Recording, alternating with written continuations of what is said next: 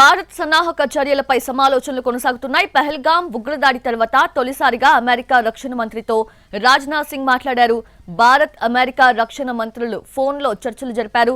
భారత్ తీసుకుంటున్న చర్యలు, ఆలోచన విధానాన్ని, తాజా పరిణామాలపై రాజ్నాథ్ సింగ్, పీట్ హెగ్సెత్ చర్చలు జరిపారు. ఉగ్రవాదానికి వ్యతిరేకంగా భారత్ చేపట్టే చర్యలకు మరోసారి మద్దతు పలికింది అమెరికా. అంతకుముందు భారత విదేశీ వ్యవహారాల మంత్రి జైశంకర్ కు అమెరికా విదేశాంగ మంత్రి మార్కో రూబియో ఫోన్ చేశారు. పహల్గాం దాడి సీమాంతర ఉగ్రవాదంకే కారణమని అన్నారు జైశంకర్. ఇందుకు బాధ్యులైన వారందరికీ కఠిన శిక్ష తప్పదని చెప్పారు. ప్రపంచం దేశాల ఒత్తిడిలో ఉంది పాకిస్తాన్. ప్రపంచ దేశాల ముందు పాకిస్తాన్ను దోషిగా నిలబెట్టే ప్రయత్నాలు సఫలీకృతం చేస్తోంది భారత్. భారత్కి అండగా మెజారిటీ దేశాలు నిలిచాయి. అంతర్జాతీయంగా పాకిస్తాన్ ఏకాకి అవుతోంది. రేటది భారత్ సన్నాహక చర్యలపై సమాలోచనలు కొనసాగుతున్నాయి. పహల్గాం ఉగ్రదాడి తర్వాత తొలిసారిగా అమెరికా రక్షణ మంత్రితో మన రక్షణ మంత్రి రాజ్నాథ్ సింగ్ మాట్లాడడం జరిగింది. ఫోన్లో చర్చలు జరిపారు. లేటెస్ట్ అప్డేట్స్ తెలుసుకుందాము. మా ప్రతినిధి ప్రసాద్ సిద్ధంగా ఉన్నారు. ప్రసాద్, ఇటువంటి ఒక ఉగ్రదాడి జరిగినప్పుడు ఇమోషనల్ గా ఎటువంటి చర్యలు తీసుకోవాలి అనేది ఎంతమంది అంటే భారత ప్రజలు కోరుకున్నా సరే ఒక కరెక్ట్ వేలో అయితే ఖచ్చితంగా వెళ్ళాలి. So in that way international గా అంటే ప్రతి ఒక్కరు ప్రపంచంలో ఉన్న ప్రతి దేశం సపోర్ట్ కూడా మాక్సిమం కోరుకోవాలి. సో ఇన్ దాట్ వే ఇప్పుడు చర్చలన్నీ కూడా సఫలీకృతం అవుతున్నట్లుగా తెలుస్తుంది. సో ఏంటి అప్డేట్స్?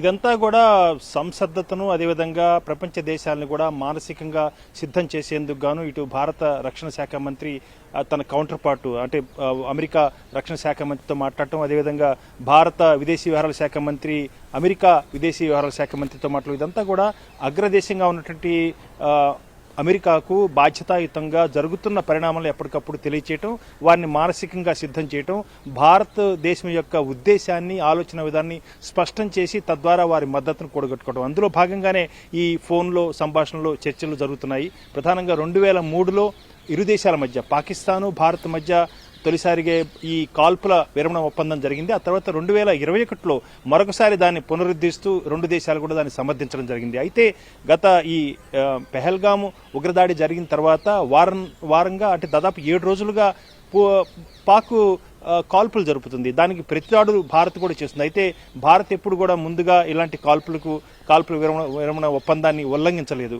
పాకిస్తాన్ ఉల్లంఘిస్తూ చేస్తున్నటువంటి కాల్పులను అమెరికాకు తెలియచేయడం జరిగింది. దాంతోపాటు భారత్ ఏ రకంగా ఈ ఉగ్రదాడికి ఎంత మేరకు నష్టపోతుందన్న అంశాన్ని కూడా అమెరికాకు తెలియచేయడం జరిగింది.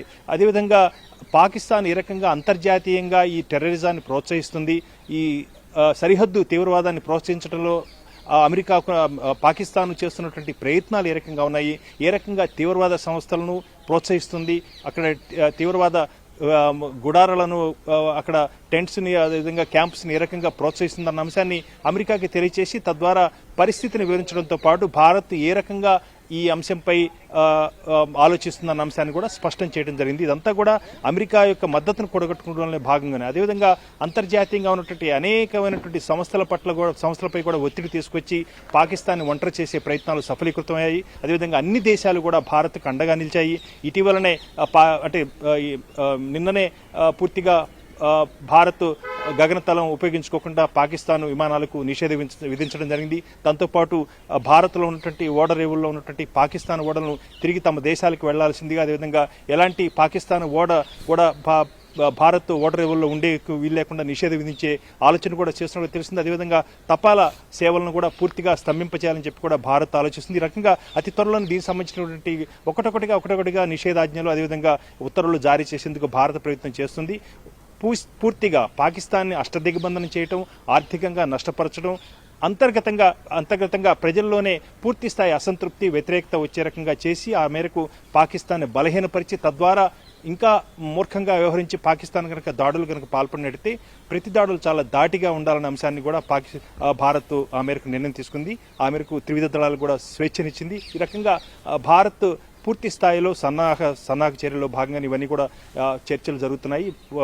అమెరికా అగ్రదేశం కాబట్టి అమెరికాకు బాధ్యతాయుతంగా భారత్ ఎప్పటికప్పుడు జరుగుతున్న పరిణామాలను తెలియజేసేలో భాగంగానే భారత రక్షణ శాఖ మంత్రి రాజ్నాథ్ సింగ్ అమెరికా రక్షణ శాఖ మంత్రి పీట్ హెగ్సెత్తో మాట్లాడటం జరిగింది.